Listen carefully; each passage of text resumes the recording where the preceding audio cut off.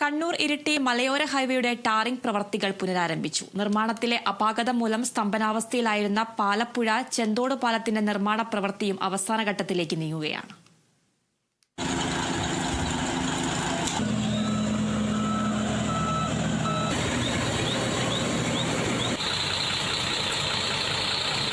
മാസങ്ങളായി ഇഴഞ്ഞു നീങ്ങിക്കൊണ്ടിരിക്കുന്ന ഇരിട്ടിയിലെ മലയോര ഹൈവേയുടെ ടാറിംഗ് പ്രവൃത്തിയാണ് വീണ്ടും പുനരാരംഭിച്ചിരിക്കുന്നത്.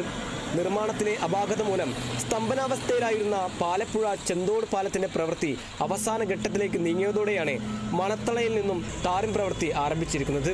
ചെന്തോട് പാലത്തിന്റെ തൂണുകളുടെ ഉയരം സംബന്ധിച്ച അപാകത പരിഹരിച്ചാണ് വീണ്ടും പ്രവൃത്തി പുനരാരംഭിച്ചിരിക്കുന്നത്. കരാർ വ്യവസ്ഥയ്ക്ക് വിരുദ്ധമായ രീതിയിൽ നടന്ന പ്രവർത്തികളെല്ലാം പൊളിച്ചു നീക്കിയാണ് നിർമ്മാണം പുനരാരംഭിക്കുവാൻ അനുമതി നൽകിയിരിക്കുന്നത്. പാലത്തിന്റെ അപ്രോച്ച് റോഡിന്റെ നിർമ്മാണ പ്രവൃത്തിയാണ് ഇപ്പോൾ പുരോഗമിക്കുന്നത്. 2 മാസത്തിനുള്ളിൽ ഈ പ്രവൃത്തി പൂർത്തിയാകും.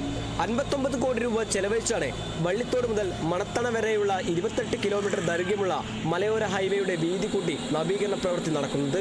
റോഡ് നവീകരണം 70% ഇതിനകം പൂർത്തിയായിട്ടുണ്ട്. Kerala vision news, Kannur.